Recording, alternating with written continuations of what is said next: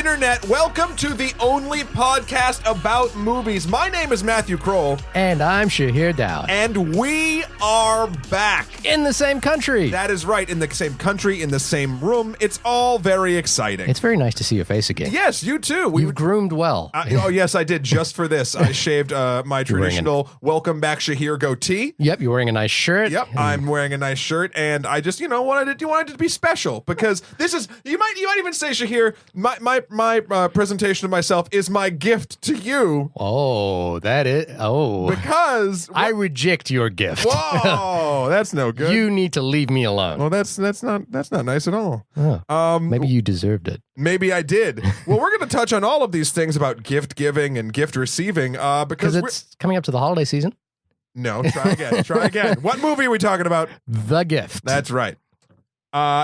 So you wanted to do this a while ago, but you were out of the country, and then I couldn't see it, and then there was a whole bunch of stuff like that. We're always apologizing on this podcast. We're always apologizing about our busy lives. We don't have a set schedule, and I feel like whenever you do a podcast, all the successful podcasts that I listen to deliver every week. Yeah. And while I think we have a lot of good content, we really got to nail down this whole, let's do one every week. And it's neither of our faults because it's both of our faults, but we're working on it. Yeah. But I wanted to do this film because of a couple of reasons. I heard it was great. Right. I wanted to see it. Sure. These are all dumb reasons. I saw it. I enjoyed it. Yeah. And then I told you should go see it. And then a podcast was born. And then you thought about it. Yeah, there we go. No, I wanted to see it mainly because of Joel Edgerton. So Joel Edgerton is the writer and director of the film. He also acts in the film. Right. And American audiences will probably know him kind of as the guy, the B character in a film. He's never really the lead, except for maybe in Warrior and Exodus. Sure. And again, he's not like the lead. He's kind of like, number 2 or number 1 equal in those movies. But he's a very well-established Australian actor, and he's part of a collective of filmmakers called the Blue Tongue Collective, or Blue Tongue Films. Mm-hmm. And the reason I'm really into Blue Tongue Films is they produced one of my favorite films of the last 10 years, Animal Kingdom, which is an amazing film, which Joel Edgerton is in.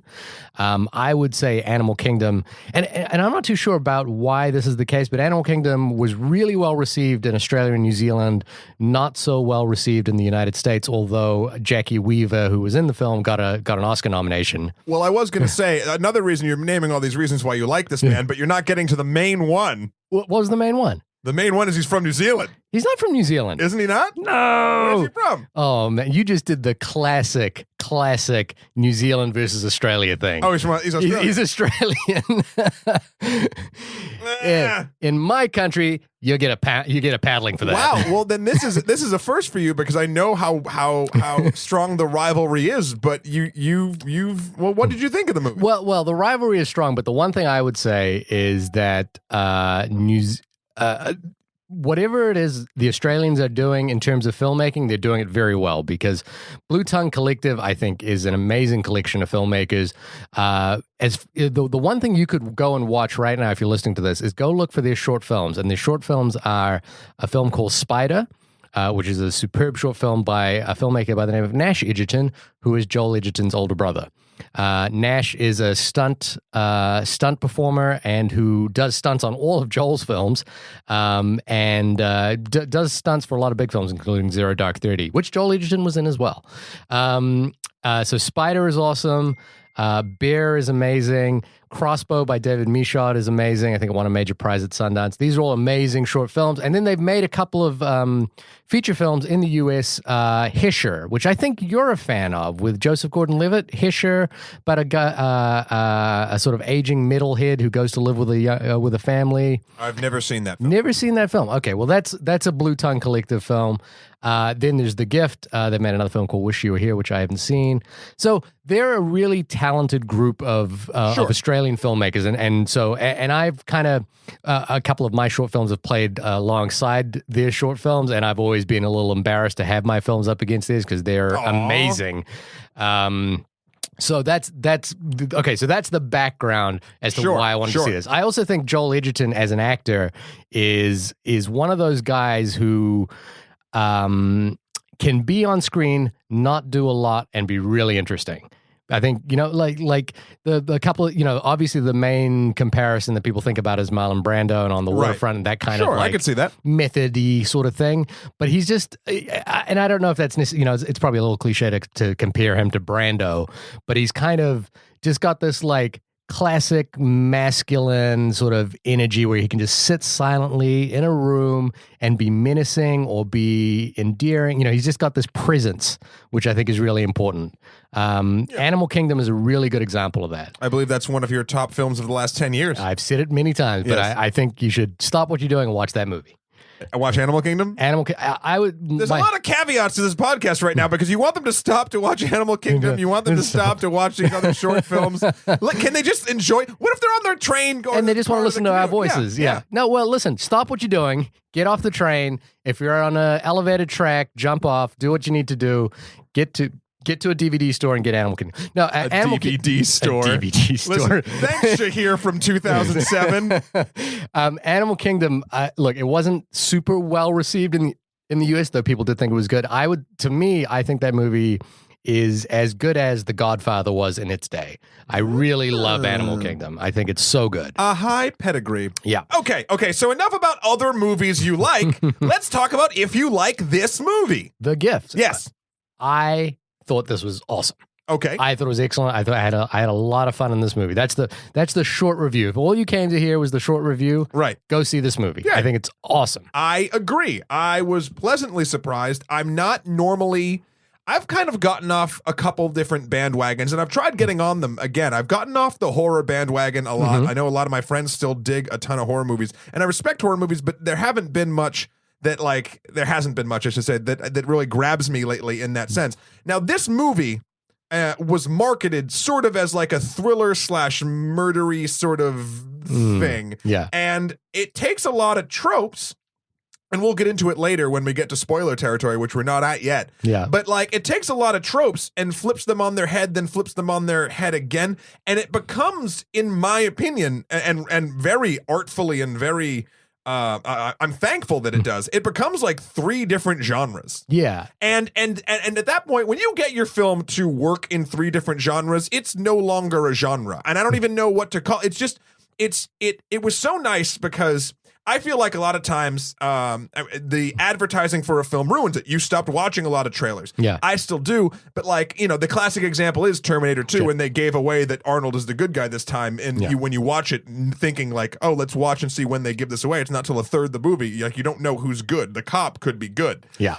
And this movie, they do an amazing thing with the advertising. And did you watch the trailer for this or no? I watched it. I think I saw one trailer, which is why I knew about the movie. Yeah. So they do this one twist where like, one of the characters, you're like, oh, that's the bad guy. And then the other one, and then it does this like twist in the trailer where you're like, oh, there's something going on with the other guy. Like, oh man. Yeah. Like, so you think that's the twist, but you're kind of disappointed because you're like, well, you just gave away your damn movie's punchline. Yeah. This movie's got like 4 other ones after that. So it was so nice that the story was complicated enough that they couldn't possibly give away all the shit in it. Yeah. But still could give you that one twist in the trailer, and it didn't ruin anything. I thought it was just a very nice cohesion of all of those things, and I appreciated it. So why don't we back up 1 second here, and because we both said we liked the movie, we thought it was really well marketed, but what's it about? So the Gift is about a gentleman. Who's the main guy? I always forget his name. Jason Bateman. So this, uses Jason Bateman in a really interesting way. Yeah, but they use him. We'll get into that, but we'll get into sort of his performance. Jason Bateman and his wife Robin, played by Rebecca Hall. Yep. Move into a new house in Los Angeles, California. Los Angeles, I think. Right. Yep. I only know that because I play Grand Theft Auto, and their house looks like the hills in that.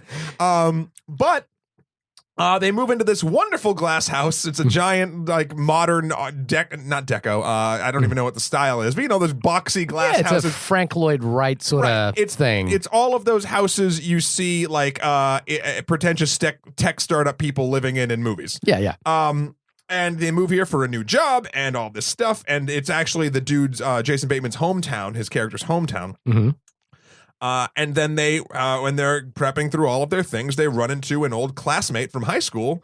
Gordo. Yeah, played by writer and director Joel Edgerton. Right. And everything seems sort of innocuous if you didn't. It would seem innocuous if you didn't know what was coming. And he starts bringing them random gifts at their home, as the title is so inclined. And they get weirder and weirder, and it gets to that point where they're like, "Oh, there might be something wrong with this dude." And Jason Bateman's character is more weirded out by him than Robin is. Yeah. And then things start taking weird fucking turns, and they almost have to do at a midpoint in the film. And I think they said they do this in the trailer. They kind of do one of those like friendship breakup things with them, because it's just one of those friendships. And I feel like we've all sort of been in a not as dangerous situation, but a socially awkward situation. This film really taps into that thing that I think most people can experience when you're interacting with someone that's completely nice. Yeah. And there's nothing surface wrong, but you get sort of a feeling that either the relationship, the friendship isn't forming naturally, and it's being very forced. Yeah. By standard social convention. Yeah. Which most of us run on. You just sort of get an uneasy feeling about the entire thing, even if there's no malice at all behind it.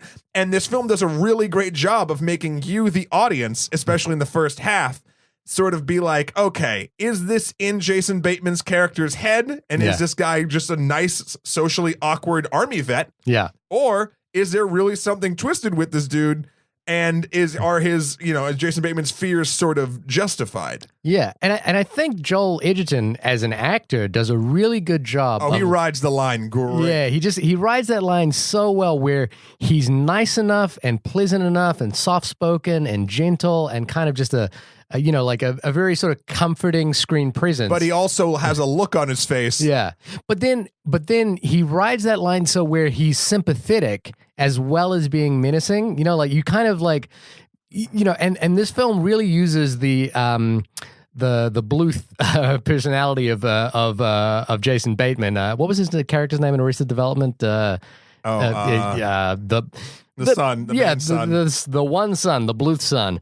It uses that kind of like slightly swarmy, slightly smug. Well, okay, buddy. I mean, we're going to do it, but if you want to do it that way, I guess that's fine. I mean, we could, whatever. Hey, it's up to you. It's totally up to you. Like that sort of slightly smug sort of thing. And it like plays these two characters against each other where on the one hand, you completely get why Jason Bateman's character, Simon says, would be a little bit uncomfortable with this dude, because it is like there's this annoying guy kind of just hanging out, and you don't really have anything in common anymore. Constantly coming to your house when you're not home to visit your wife. Yeah, and it's like initially Simon is just kind of being polite by saying, "Hey, yeah, we'll meet up sometime," and like it's one of those things where you go, "Oh yeah, we'll meet up sometime," never expecting to ever like take up on it, and Gordo immediately gets in touch and immediately starts crossing that line.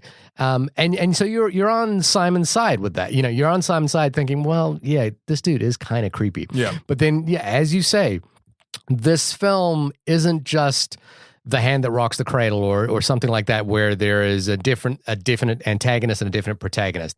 It rides that line for a little while, then it kind of switches things up, and then switches it up again and switches it up again. And it does a really nice, elegant job of holding your interest and then pulling the rug out from under you at the right moment. It does something that I think a lot of good films have in common with it, and it doesn't have throughout the entire thing. It doesn't have what I would consider a villain. Yeah. It has what I would simply say is it has people. Yeah. And some of the people in it are fucked up. Yeah. But they're not like the villain. There's no like, oh, you're the bad guy. Like, yeah. In fact, even the most innocent, quote unquote, of characters being Robin. What's her? Rebecca Hall. Rebecca actress. Hall. She has some baggage. She's got baggage. Yeah. Some human baggage. So she's not just the innocent, like slightly quiet, woman character in this film. She's has a lot of depth and a little darkness to her as well. So it's just. It's very elegantly done. And what I like too, and it wasn't just like, oh, Jason Bateman's the man character really doesn't like him because he's weird, and she likes him because she's a woman. They didn't like kind of do that. The reason why she was sort of Well, there was two reasons. One, they moved out to L.A. for Jason Bateman's job, so she's left alone in this house all day. Yeah, so it's kind of, when someone comes over, it's kind of, And she says a couple different times that she has had problems with interaction and has been socially awkward due to some other stuff that they get into. So she can kind of relate as a character to Gordo being quiet and sort of reserved and a little odd, because she, I think, in every scene where she's like with Jason Bateman's work friends and all that stuff, 9 times out of 10, she looks really uncomfortable. Yeah. She has social anxiety. Yeah, and you can imagine like in a past life when if these characters were all in college or high school or grade school or whatever, you could imagine her and Gordo potentially being friends. Sure. And it's smart casting and it's smart writing.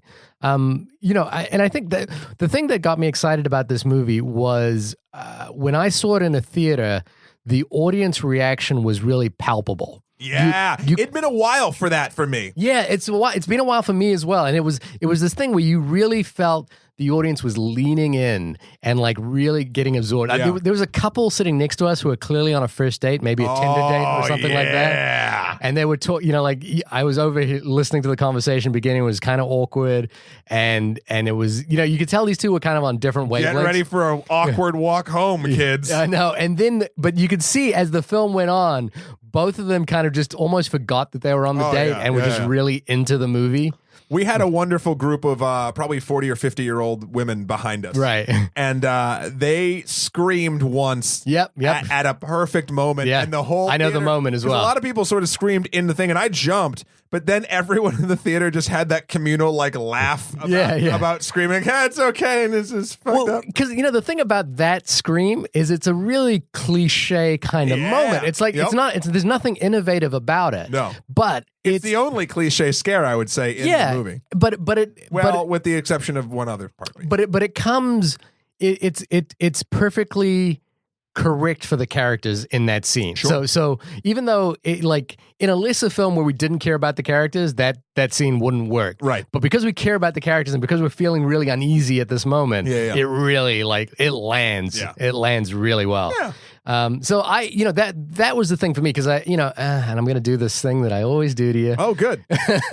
Which is that, we go to see superhero movies and that sort of thing. And, not everything has to be about superhero movies. And you go to big action movies and it just kind of washes over you. Whereas with this, what I was really enjoying was that I was engaged, I was into it. I really wanted to see where this was going. Now I'm going to do what I always do when you say this sort of shit and say, just because you weren't engaged in a film doesn't mean other members of the audience were, and I can go back to the Avengers and even Avengers 2 when people actually have visceral responses to what's going on screen. Granted, it's not screams, but it's cheering, and it's it's very sort of, it's emotive. But there's this kind of, and I want to call it the lean in factor. And I'm not talking about Sheryl Sandberg's book. I'm just talking about just people just leaning in. Listen to you, highbrow. Sheryl Sandberg is highbrow? Yeah. Oh, come on. This is this lean in, people are just leaning in and taking in the film. Quieter. It's a quieter film. It's a less in your face film. So when you get into it, I do feel like you do have more of that I'm gonna kind of get close. Okay. Yeah. But it's entertaining as well. Yeah. It's really entertaining. I'm not saying it's not entertaining. I'm saying it's slower than Avengers, which a lot of great films are slower than Avengers. Yeah. So let's sidestep a little bit. To me, the reason I also love this film is it's kind of in my wheelhouse of the thriller that I like. We mentioned horror films earlier before, but the funny thing is this is much more of a psychological thriller than a horror film. Yeah. I've kind of sort of started to marry the two in my brain because and this is why there hasn't been a good thriller movie. I'm trying to think of a good thriller movie that wasn't all downright turned into a gore fest. What was the one with the animal masks recently? Oh, You're Next? You're Next. That was close, but it turns into murder fest by the end. Yeah. The other film I really like in comparison to this was Stoker. I didn't see that. Stoker, I think, is a really good... when was that? Do you know? What was that? When was that? It was last year. Oh, last year. okay, Yeah, the then- Chun Wook Park film. Sure. Maybe I'm just not looking hard enough then. And then the other, but this kind of reminds me of films like The Hand That Rocks the Cradle, Fatal Attraction, Right, Single and White Female. that was all a moment in time. Yeah. And there haven't been things like that in the popular zeitgeist in a long time, in my opinion. Yeah, no. And the unfortunate thing about The Gift, I think, is that although it's made money and it's done really well, I don't think it's captured popular imagination. It's not. People aren't talking about this movie. In fact, I tweeted about this movie right after I saw it, and someone in New Zealand pointed out to me that it's actually been it's not going to be distributed in New Zealand. Oh wow! Which is it hasn't even got that kind of leverage. Yeah, of course. But I mean, it's good that us being the only podcast about movies that we take our very valuable time and talk about it, because it's a film that should be talked about, and no one else is. No, I mean I haven't found another podcast talking about it, and that's the honest truth. What? What? Mine is not the honest. Come on. Maybe I'm looking in the wrong places because there are no other movie podcasts. Aww. But also, it obviously. Edgerton talks about Hitchcock being a primary influence, and I think you can certainly see shades of Shadow of a Doubt and Rear Window, maybe even Orson Welles' film The Stranger in this, which is kind of Hitchcockian as well. But there, that kind of popular Hitchcock psychological thriller hasn't been around, right? It isn't the mainstay. Arguably the mainstay of modern cinema right now is superhero movies. Sure. Right? That is the thing that people are lining up to see. But there was a time when Alfred Hitchcock was at the height of his powers, when the popular mainstay movie was Psycho. It was Psycho, it was Rear Window, it was Vertigo. Mm-hmm. Those were the big movies of the time. And it's like, sure. What I like about this film is that harkens back to that. And I think even if the film doesn't get a popular, it doesn't enter into the popular zeitgeist, people aren't talking about it that much, I feel like everyone who goes to see this movie really enjoys it and really talks about it afterwards. Yeah, because it gives you something, it gives you two different things. It gives you something you're expecting, and then it gives you something that you're absolutely not expecting, but is also welcome. Yeah. So that doesn't happen in this day and age where every movie is ripped apart like 3 months before it's released online and doing even lower, even things that I would put in this sort of category of popular or level of popularity, still a lot of times get ruined by casting announcements and this thing and that thing, and you'll never believe what happened here. Like, it's all these sort of this film completely flew under the radar, and I feel like it's better for it. Yeah, it really is. And so if you're gonna listen to this podcast, go check out this movie, because don't watch the trailer, go check it out. I really think, and we've tried with smaller films as well, like White God and Pigeon, where we have to temper our recommendation there with, which is that if you're into those kinds of films, you might enjoy this. Sure. I think everyone listening to this podcast will enjoy this film. Yeah, I can't picture, unless you don't. No, you would. I'm trying to think of the person that would not like this. I mean, the only thing I would say is it's a very adult film. Yeah, it's definitely not for kids. It's not for kids, but it's also it deals with sexuality in an interesting way. Yep. It doesn't pull its punches with regard to dealing with domestic violence, with sexual abuse, with any of those things. So maybe miscarriages. Yeah, exactly. So it's a grown up film. Yes. So if that's not the thing you're into, if you want to go to the movie to escape and not talk about those kinds of issues, maybe this film's not for you. Right. But I think if you're a movie-going person who enjoys a good time at the cinema, this is a good time at the cinema. Right. So here is where we'll probably start talking about spoilers. So if you don't like that, please stop and go do whatever you have to do. Go see the movie and then come back to us. We'll wait. Okay, hi, hello, we're back. We waited so long for you. It's funny because we were tiptoeing around the story a lot, but now that we're talking about spoilers, we can really get into it. Now that we're back, and everyone else who was waiting for you, listener, is totally fine with waiting. It builds up the anticipation. So, yeah, I mean, how do you want to tackle this first? There's a lot to sort of break down. Do you want to go in sort of chronological order from where we left the baseline story? So we left the baseline story with this notion that Gordo he ingratiates himself with Simon and his wife Robin. Yeah, and obviously that's only going to go one way because Simon's not having a bar of this. So Simon and Robin have a kind of fake breakup. Well, a friendship breakup with him. Right. And actually, let's even back up before then. So things get a little bit weird. So they do a couple different things. Like Gordo keeps coming over to Simon and Robin's house. Yeah. Like 2 or 3, or they have he stays for dinner and he does whatever. And then Gordo, when things start to get a little, oh no, I'm sorry. Gordo's over one day when Simon's at work, and Simon has already started feeling like there's something wrong with Gordo, and he crosses out Gordo's name on a whiteboard and writes weirdo. Yeah. Which is what I guess they used to call him in high school, was Gordo the Weirdo. Yeah. Which is, there's a lot of weird sort of children names in this. Would feel more middle schooly than high schooly. That's actually probably the only mark I'd give this thing. I'm like, all these nicknames are a little bit forced. Yeah. Because like Simon's was Simon Says, or Simon, Simple Simon, or whatever the hell it was. So Gordo, in his interactions with himself and Robin, sees that this is written on the whiteboard and kind of freaks out and leaves abruptly. Yeah. And then they think it's kind of over, but then they get invited to Gordo's house for dinner. Yeah. And they show up at Gordo's house, and Gordo's house is nicer than their house. Like Gordo is in this thing, and so far all he said is he did 2 tours in Afghanistan, and he's kind of messed up. He doesn't say what he does, and he gets there, and like there was another couple was supposed to come, and then Gordo's like, oh, they canceled last minute. That's crazy. And then Gordo has to leave real quick to take a work call, quote unquote, and he leaves Simon and Robin alone in the house.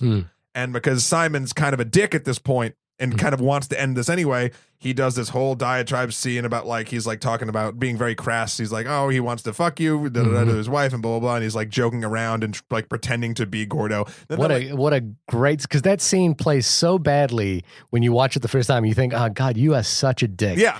This is the first time in the movie you've gotten hints that Jason Bateman's character is a dick, but this is the first time where you're like, oh, fuck off, dude. Yeah. So then they explore the house, and they find a couple different things. They find Gordo said he wasn't married, and they go into a closet, and there's women's clothing. Like, oh, that's weird. Then they go, and there's a kid's room. Yeah. And they're like, he has kids? Like, what the hell?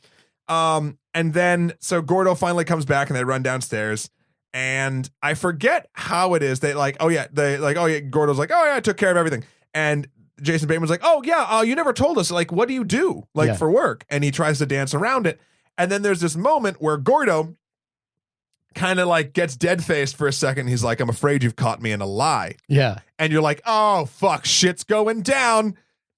And then he goes on to tell this story about how that was actually his ex-wife, and this is their house, and he has to leave, but she's away on business, and she took the kids, and all this stuff.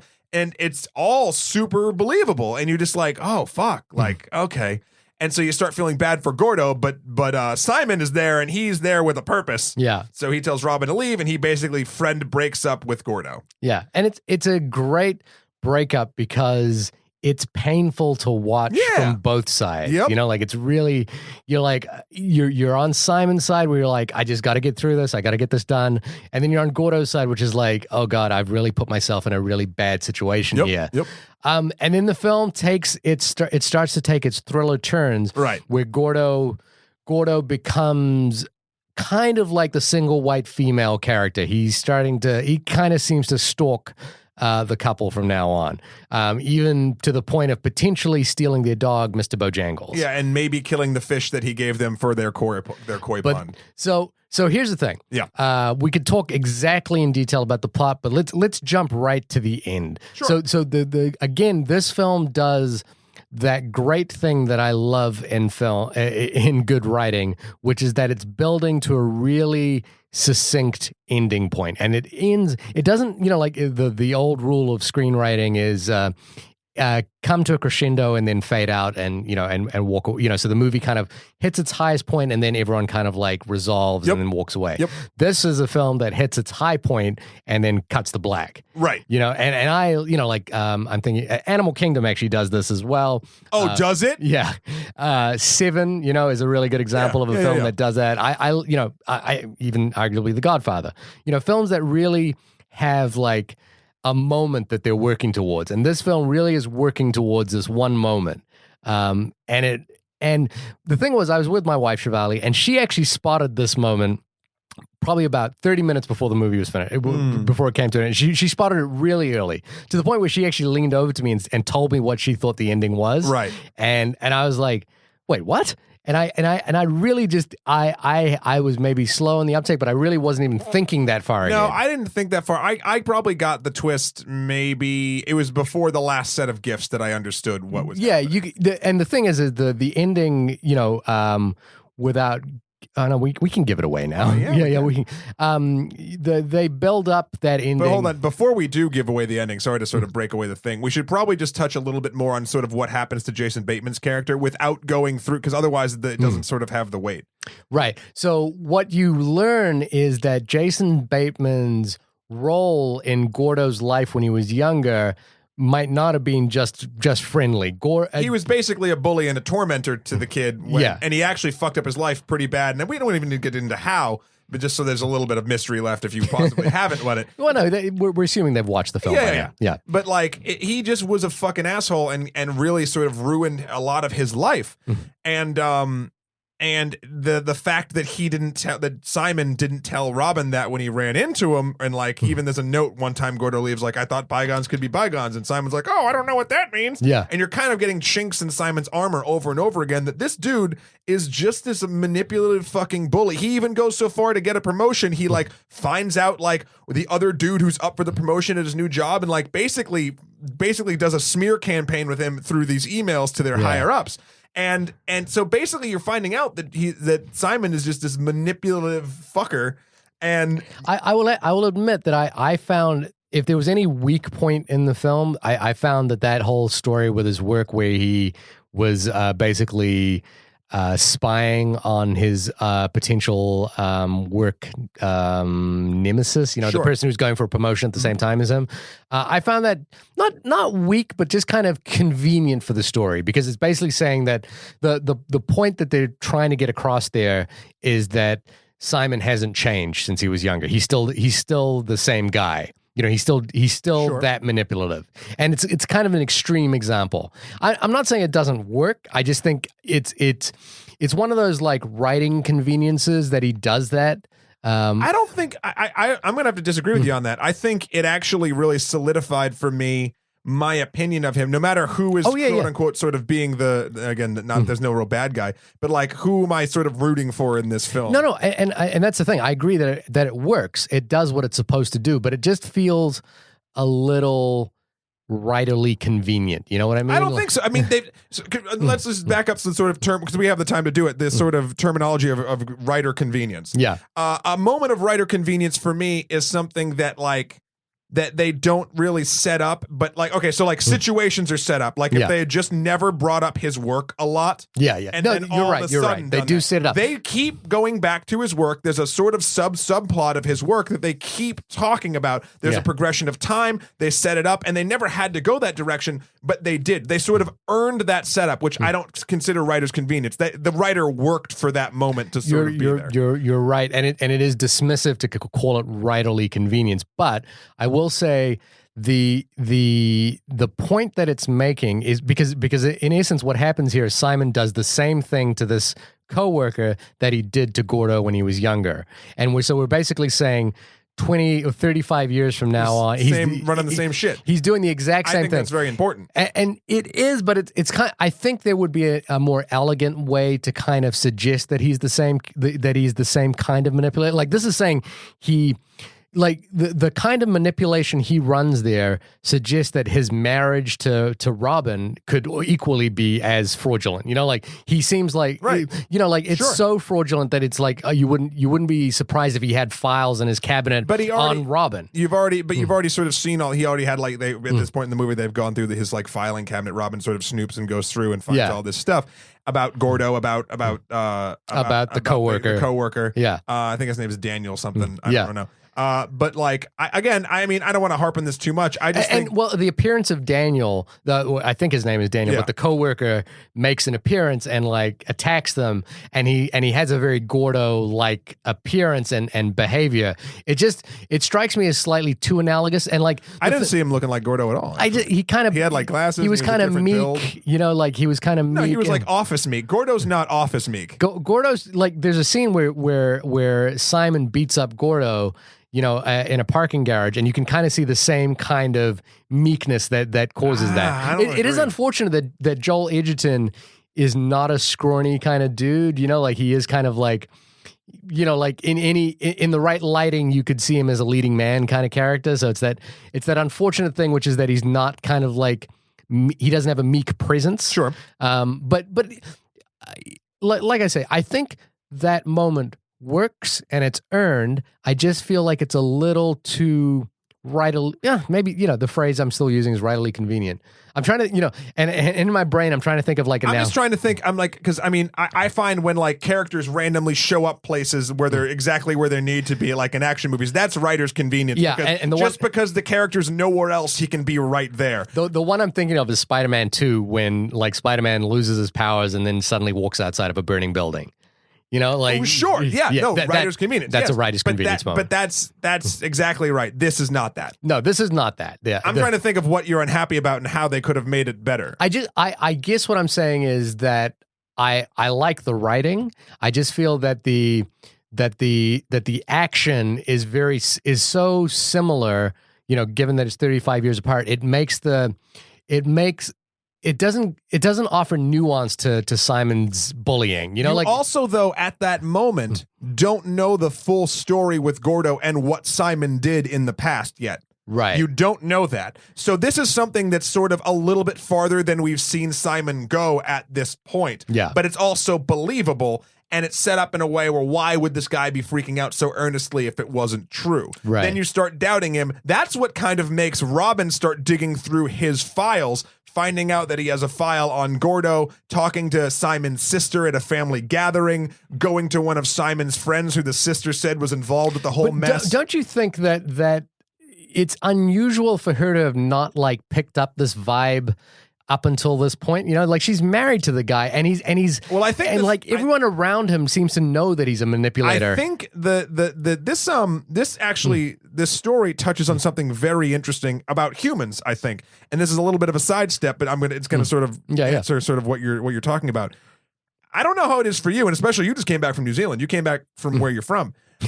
I'm a slightly different person. I feel like I'm more like high school me. Yeah. When I'm back in New Hampshire at home, right, dealing with people that I knew back then, than when I'm here. I do feel like I'm a slightly different person. When I'm talking to my father, even my girlfriend, also named Robin, she's told me in the past that my voice changes. I start dropping into more of my New Hampshire, Massachusetts like sort of drawl. So like you get into sort of behavior and speech patterns depending on where you are with people in your life. I become a high schooler version of me when I'm home. Yeah. Granted, this is an extreme version of that. But I could totally see why the character Robin, not my girlfriend Robin, the character Robin could totally in Chicago or wherever they were from beforehand. Yeah. Simon there could have been a whole different Simon. But you bring that person back, you start having interactions with people that you probably, even if you caused it, had bad times with. Right. You're going to start sort of becoming a little bit of who, and again, this is an extreme version, but you're going to start having traits of who you were. So even if he cleaned himself up entirely, coming back, having all this sort of thrown in his sort of, again, every character in this movie is kind of broken. In Simon's broken face, that kind of could get him sort of back into this, like, well, it worked with Gordo, like, I'm going to do it like this. Right.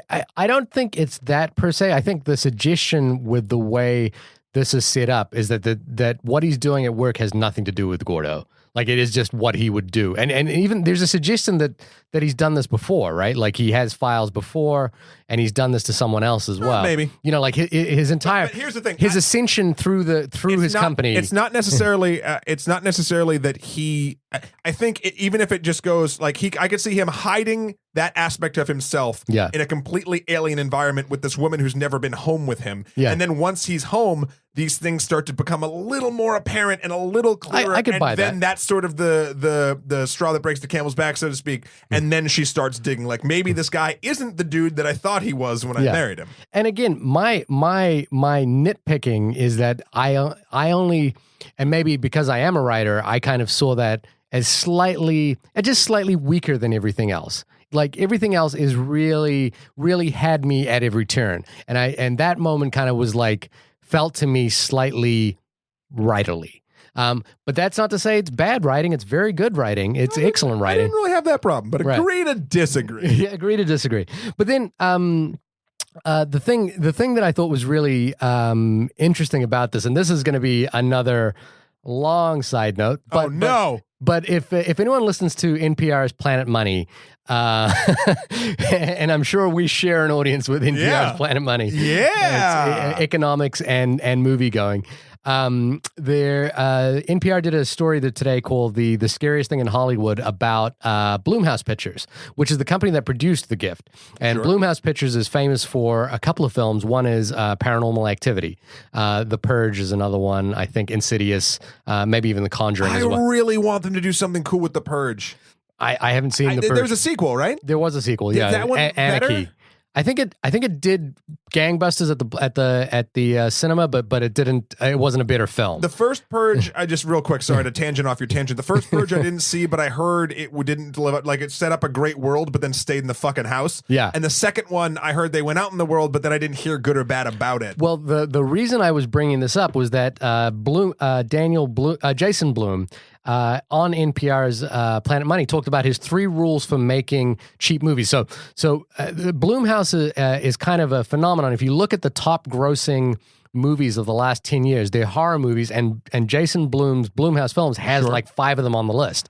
And Paranormal Activity is, I think, the highest grossing film return on investment ever made. The film cost $15,000 from Bloomberg and from Blumhouse and made hundreds of millions of dollars. And his rules are: don't pay extras too much. Like don't have extras talk in your film because you'll have to pay them. So that's kind of funny, and I think that probably applies in this film.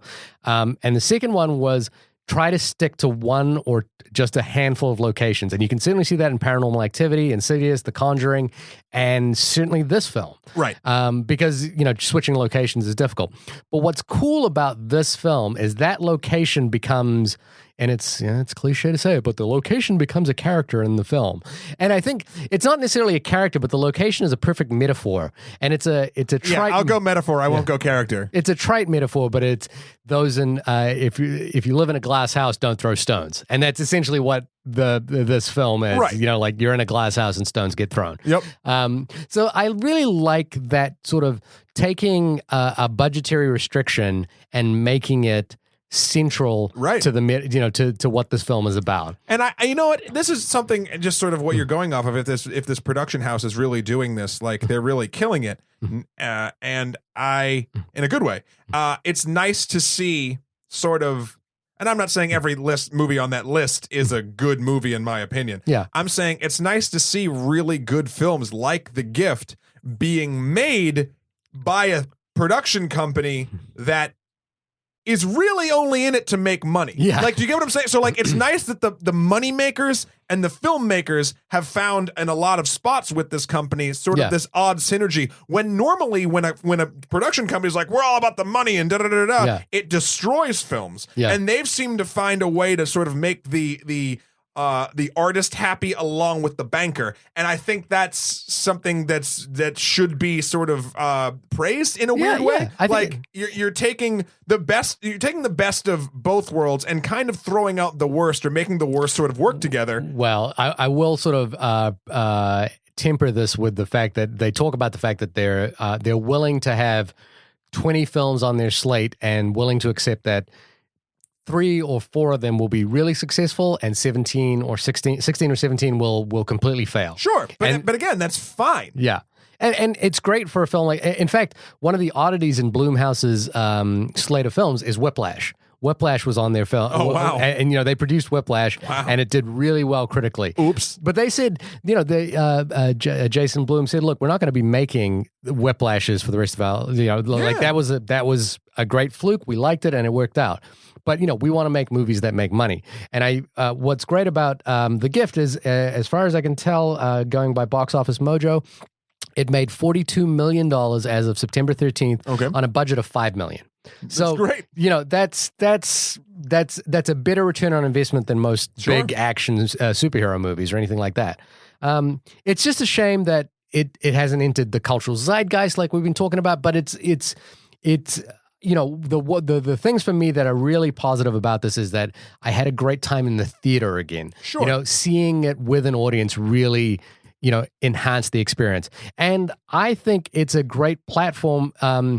It really showed me that Joel Edgerton, the writer-director, is a filmmaker I really want to look out for. Yeah. Because, you know, of the Blue Tongue Collective, he's always kind of been the actor and the producer. So he's been associated with the films. He's a writer. He's written with those other films as well. But he's never, like, struck me as the writer-director. David Michaud, you know, of Animal Kingdom, is kind of the guy. So Joel Edgerton, the writer-director, I'm really interested in seeing what he does next. So, well, kind of what he's doing next is Black Mass. Yeah, he's in Black Mass, which right? we're going to hopefully talk about next hopefully week. this week. I want to see that in Cicero. I saw a screener. But he was actually Joel Edgerton. Yeah, Edgerton was actually at the screening that I saw, and he did a Q&A. Yeah, and he was just super. It was weird because there was a moment, and I got to credit Robin, my girlfriend, not Robin, the character that he may or may not try to do horrible things to in The Gift. She asked him a question, and I wish I remembered exactly what it was, but it was about sort of getting ready for character building or something, but it wasn't as trite as that. It was just a very good question from my girlfriend. And you could see... Good save, bro.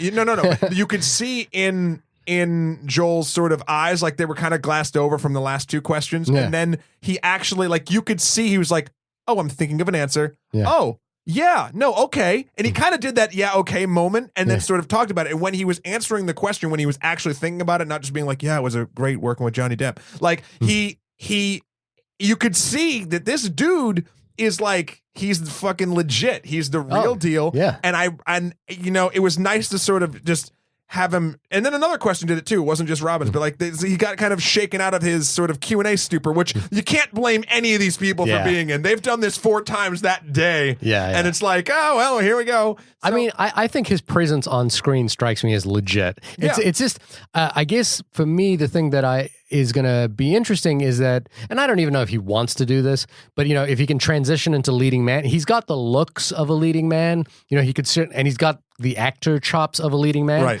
But I really like him when he's second fiddle. You know, I think he's amazing in Warrior because he plays so quiet and still compared to Tom Hardy, who is like all rage and anger, you know, and it's I like seeing him in that. Well, I think after seeing him in The Gift, and after seeing him in Black Mass, and after sort of, you know, having a chance to sort of be in a conversation sort of with or around him, I would like to see him try to do the leading man thing. I don't think he would downright fail at it. I think I would like to see it. I just don't know if he'd be as happy there as, like, kind of like what you're saying. I imagine he'd do great. Yeah, in the right look, he strikes me as a very smart dude. Yeah, in the right role, I'm sure that's perfect for him. He would do great. But you know, like the biggest leading man role that he's had in the U.S. so far is The Odd Life of Timothy Green, which really didn't do well for him. But maybe that wasn't his fault. I don't know. I didn't see the film. Yeah, I didn't either. But you know, he has this. You know, like, it's whenever I'm casting a film, the thing that I'm always looking for, and it's whenever I'm talking to my casting director or whatever, the thing that I'm always looking for is, can they sit silently and for us to be interested in them? And he has that, whatever that is. And not everyone does. No, not everyone does. You know, like better actors don't. You know, like more well-known actors don't have that skill. Yeah. I don't know what it is about him, but you know, I'm interested to see what he's thinking all the time. No, agreed. And that definitely helps with this film, with The Gift. So just sort of in summation at the end of this movie, I mean, do we want to just talk about the very end of sort of very what end? happens? I think it's It's brilliant. It's dark as fuck. It's creepy. My wife saw it coming. I wasn't thinking about it, but once it started happening, I realized what it was. So shall we describe what happened? So I'm going to kind of go in a little bit backwards chronological order. At some point in the middle of the film, you find out that Robin is taking some sort of pills to sort of deal with her depression. She steals them from a neighbor. And then all of a sudden... No, I don't think she steals them from a neighbor. I think she just sees... No, she can know. They even say it in the movie. I don't want to get into the nitty gritty, but like they moved away because she had a problem with pills because she had to have maybe a miscarriage. She did steal them from the and then she stole them because Simon goes, "Oh, you already found a pharmacist?" And she's like, "No, she didn't. She stole them from. She was looking at the pills. Whatever. It doesn't matter. Yeah. She's been taking pills, and whatever. Blah blah blah blah. It's just to add another layer of distrust between her and Simon. Yeah. But she's been hearing weird things in the house, like faucets being left on, whatever. You're not sure if it's her because of the pills or whatever. And there's one point where she passes out. Yeah. And then like she wakes up and she's in the bed, and it's kind of the only weird cut in the entire movie for a point. Yeah. And you're just like, oh, okay, whatever. Like, she's taking too many pills. Yeah. She's depressed, So later on down the line, finally, after all this stuff, and she's uncovered all this shit about Simon, her husband, that she never knew. Well, first off, Gordo kind of leaves them. Right. Yeah. Gordo kind of leaves the picture, and now she's pregnant. Right. Yeah. She gets, I'm sorry. Yeah. She gets pregnant again. And so they're getting ready and they're doing, it kind of goes through a time lapse of like them being sort of happy, and she's like sort of sad in the beginning, but then she's not, and she's getting used to her life and blah, blah, blah, blah. And then they have sort of an interaction with Gordo again. That's where she wants him to finally apologize to him or something like that. And then Simon goes to the parking lot. Gordo doesn't accept the apology, and Simon gets violent, beats kind of Gordo a little bit, and then bounces. So then they throughout this stuff, and I forget what the straw that breaks the camel's back in this situation is, when they finally have the baby. They're about to have the baby, and Gordo takes his revenge for the beating, and he's been building this revenge for a long time, which is that he sends a final gift. Well, hold on. Before that, the final gift, Robin has finally had enough of Simon, and even right after the baby's born, says she doesn't want to go back to the house with Simon. Because she finds out about the sabotage of the other coworker, which matches all of the shit that he did to Gordo back when so he's never changed. So then Simon leaves to try to sort of mentally figure out like what his next move is. Yeah, and he goes back to the house and finds this final gift while Robin is still in the hospital with the newborn. And the final gift is a three-parter that takes place in a crib. It's basically a series. Gift number one. Side note: it was labeled 3, 2, 1. Yeah, or 1, 2, 3. When I saw them and I saw him opening one first, in my brain, because I'm weird and backwards, I was like, oh, I do 3, 2, 1 because it's a countdown. Yeah. So that would have totally messed up the entire thing. I don't remember what the 3 gifts were, because I do. First gift is a key to the house. Simon realizes that all the weird stuff that Robin was reporting wasn't actually her being crazy. And Simon goes over and checks the key, and there it is. Gift 2 is a digital CD of the audio of them making fun, which I knew he was recording in the house. So when Simon was saying he really wants to fuck you, like he's being a total dick, that it comes back. It's like the. And then but it's a funny moment too, because way back, I know we're jumping around, but one of Gordo's gifts way in the beginning was Apocalypse Now, because he helps Robin figure out her surround sound system. He's like, oh, the choppers going overhead is going to sound so cool in your room, so he gives them Apocalypse Now. Yeah. So when they get to the point where finally like sort of crescendos about how Simon's like pretending to be Gordo, they're like, oh, you want to fuck me, and she goes, no, because you're disgusting or whatever, but she's really referencing Simon, not Gordo. But it starts blaring the moment of Apocalypse Now in this audio recording of the helicopters going over the bump, so it gets super loud. He has to turn that off. And then the third gift is a DVD, which shows that when Robin passed out that one time that we saw, Gordo might have been in the house, and Gordo may be the father of this child. That is right, and he's wearing a monkey mask, which it sets up that Simon has a fear of monkeys for some reason. So that's basically the thing, and you never quite know. No, and I think that's the genius of the ending, which is that Gordo's point is the thing that Simon did to him. Well, yes. The thing that Simon did to him when he was younger. Simon basically suggested that Gordo was sexually abused by a teacher or something like that. And By a man. By a man. And you learn that that never happened. But even though it never happened, the rumor was so strong that Gordo's father beat him up, that he was sent away from school. I think sent into the military, actually. Sent into the military, yeah.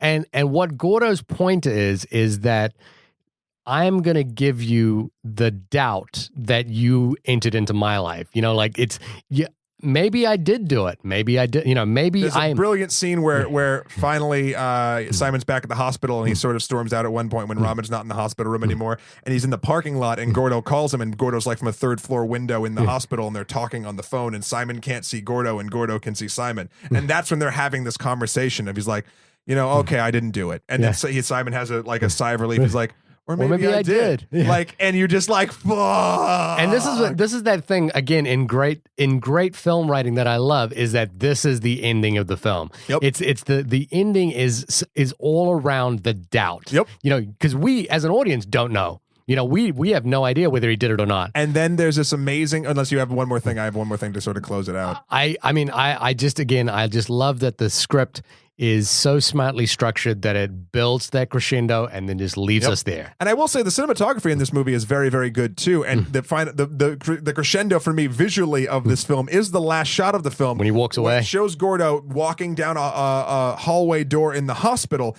and the door's closed, and you're seeing him through the windows. Now, as we all know, hospitals have those fluorescent lights, maybe one every 10 feet or something like that. So as he's walking through this frosted glass, you see him, a very normal silhouette of a man. You can see it's blurry, but it's the color of a man. But when he hits the shadows of it, it turns dark into this dark silhouette, and then as he's walking forward, he hits another light. So it keeps going from this like light to dark character walking away from you. And I don't know if they treated that at all, but if they did or they didn't, it was just so beautiful, and it sort of really got the fucking gut punch of doubt back into you about him and about the entire thing. It's fabulous. It is really good. And it has shades of the ending of Old Boy in it. Really, really smartly as well. So yeah, it's go see the damn movie. I mean, the thing the thing is when I see a film like this, I just get really excited by the ending. Like it really makes me charged up for what good cinema can do. Yeah. It is smart. It is well written, well crafted, beautifully shot. I mean, the other film that actually comes to mind when I think about this film is Ex Machina. The whole idea of this architecturally bound story, and I think this film does what Ex Machina does in terms of like surrounding our two characters into this like beautiful architectural space, and this film does the same thing with this glass house. I will say though, while Ex Machina got a lot of critical acclaim, and rightfully so, I really enjoyed it. This is a better film in my opinion. Because Ex Machina, if you're going to a thriller and you're going to this thing to sort of question sort of things around it, and I don't know if it's just from my background and what I'm interested in, if I'm more interested in Ex Machina style movies than sort of the Gift style movies, but I saw the twist, or if you can even call it a twist, of Ex Machina a trillion miles away, as most people that I've talked to did. I know Chevalier saw the twist of this, but a lot of people that I've talked to about The Gift did not see the triple, quadruple sort of twistiness near the end sort of thing. And there's not, like, at the end of Ex Machina, you might have a little bit of there's doubt of is she really conscious or not? Yeah. But it doesn't really matter because that's not what the story's about at the end. But this is about, did he or did he not do it? And now Jason Bateman's character will wonder this for the rest. That's an important focal point of the story, where this is just the audience will wonder if she's alive or not. Right. And I think there is a visceral thing to good thrillers, which is, you talk about why people work in certain genres, and Hitchcock was a master of telling interesting stories through genre. Yeah, and I think this is a really because it's a visual genre, because it kind of leaves you gasping, because you kind of what's going to happen? What's going to happen? There is a more immediate response. Ex Machina, I think, is going for a slightly more ponderous tone, whereas so the ending isn't a surprise so much as it's an unfolding of the story as we know it. I would say it's hard to compare the two. They're sort of apples and oranges to me, but I think Ex Machina feels like, as I say, sort of a slightly more ponderous film, and maybe more ambitious in terms of existentialism. Right. Sci-fi kid likes Ex Machina better in my brain, and adult me likes The Gift better in my brain. The Gift is dealing with more human drama. But they're both great. They're both fantastic, and they're both. It would make a great best movie houses kind of double hitter. I think, and this we'll kind of close this down, and then we'll give our final sort of thing for this podcast. But like I really like that Ex Machina and The Gift sort of existed in this year of huge blockbusters, which I also enjoy. And yes, they are movies, Shahir. But I also like that they sort of exist in that's in still a Hollywood space. I know White Dog or White God and Pigeon like don't exist in that sort of same space, and I know they still exist this year. I like that these sort of thriller movies or these smaller sci-fi movies that make you sort of think more than the big budget nonsense movies that I enjoyed at the same amount. Yeah. Like I think I just really enjoyed that there's space for all of them. Yeah, no, absolutely. And I think, like the controversial comment I made about Mission Impossible, which is this is not a movie.